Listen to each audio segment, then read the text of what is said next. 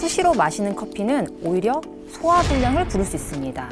왜냐하면 커피에는 카페인 성분이 있는 거는 다들 알고 계시죠? 근데 이 카페인이 소화불량을 일으킨다는 거 알고 계셨나요?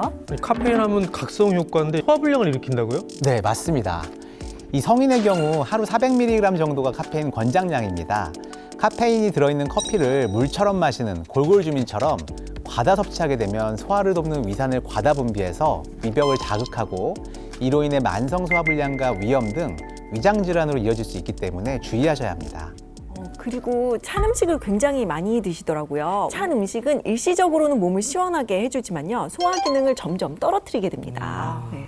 위장은 따뜻해야 잘 움직이게 되는데요. 찬 음식이 계속해서 들어오게 되면 위장 근육의 활동이 점점 느려지고요. 혈액순환도 둔해져서 결국 소화력이 떨어지게 됩니다. 그러면 음식이 분해되지 않은 채로 장내에 오랫동안 머물게 되고요. 이 과정에서 장내 독소가 생기면서 복부 팽만이라든가 가스가 차고 더부룩함이 반복되게 됩니다. 이렇게 속이 차갑고 소화가 안 되는 상태가 반복되면요. 몸은 점점 지방이 쌓이기 쉬운 체질로 바뀌게 되거든요. 한의학에서는 이런 상태를 비위가 냉하다 또는 냉증이라고 하는데요. 실제로 몸이 찬 분들 중에 살이 안 빠진다고 하시는 분들이 굉장히 많으세요. 그래서 찬 음식은 뱃살을 찌우는 주범이라고 불리기도 합니다. 위에 들어온 음식물은 소화 효소에 의해서 잘게 분해되고 배출되는데요. 찬 음식은 위장 근육의 수축을 억제하고 소화 효소의 활성도를 낮춰서 음식물 분해를 어렵게 만들기도 합니다. 결국 찬 음식은 소화불량으로 이어진다는 거죠. 그리고 골골주민 입장에서는 이제 소화도 좀 잘 시키고 네. 체중도 좀 관리하려고 했는데 오히려 이게 소화불량을 네. 악화시키는 습관이라고 하니까 네. 이런 이야기 들으면서 이거 좀 아닌데라는 생각이 좀 들죠. 네, 너무 심각하고 건강을 위해서 체중 감량을 하려고 했던 건데 네. 오히려 뭐 독이 된다고 하니까 제가 그동안 무슨 짓을 한 건가 싶네요. 네. 그냥 막막해지는 것 같습니다. 50대가 넘어가면서부터는 소화가 유독 더 안 되는데 이제 그러면 어떻게 해야 할지 사실 모르겠어요. 이게 사실 나이가 들면서 소화 기능이 떨어지는 건 당연한 일이거든요. 왜냐하면 소화 효소가 부족해서 그런 겁니다. 소화 효소는 우리가 먹은 음식을 소화해서 분해하는 것은 물론이고 체내에서 영양소의 흡수를 도와주고 또 필요한 에너지로 바꿔주는 중요한 역할을 하거든요. 문제는 우리 몸에는 소화 효소의 양이 한정되어 있어서 나이가 들수록 체내 효소는 줄어들게 된다는 사실인데요. 실제 노년기에는 청년기보다 소화 효소 분비량이 최대 50%까지 감소한다고 합니다.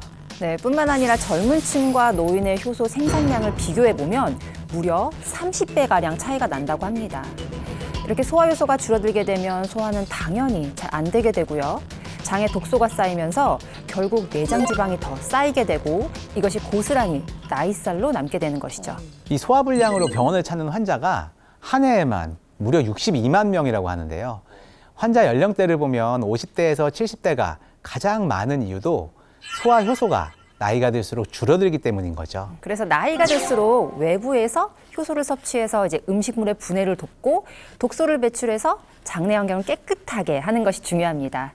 실제로 연구에 따르면 체내 부족한 효소를 외부에서 섭취하게 되면 이 소화와 신진대사에 도움을 줄 수 있다고 합니다. 그러니까 외부에서 소화효소 보충이 가능하다는 얘기잖아요. 뭔가 방법이 좀 생길 것 같아요, 우리 골골주민님. 너무 좋은데요.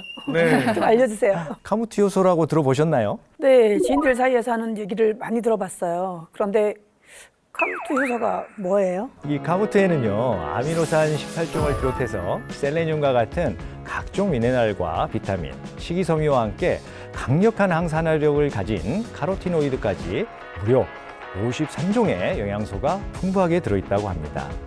카무트는 굉장히 오랜 역사를 가지고 있는데요. 무려 6,000년 전 고대 이집트와 중동 지역에서 주식으로 먹던 고대 곡물입니다. 이집트의 왕 투탕카멘의 피라미드를 발굴하는 작업 중에서 수많은 보물들과 함께 무려 4,000년 동안 잠들어 있던 씨앗이 발견되었는데요. 이 씨앗이 싹을 틔어서 자란 것이 바로 카무트였다고 합니다. 그래서 카무트를 왕의 곡물이라고 부르기도 하고요. 강인한 생명력의 상징으로 손꼽기도 합니다. 아니 근데 4,000년 동안 잠들어 있던 곡물이 이게 어떻게 살아남을 수 있었던 걸까요?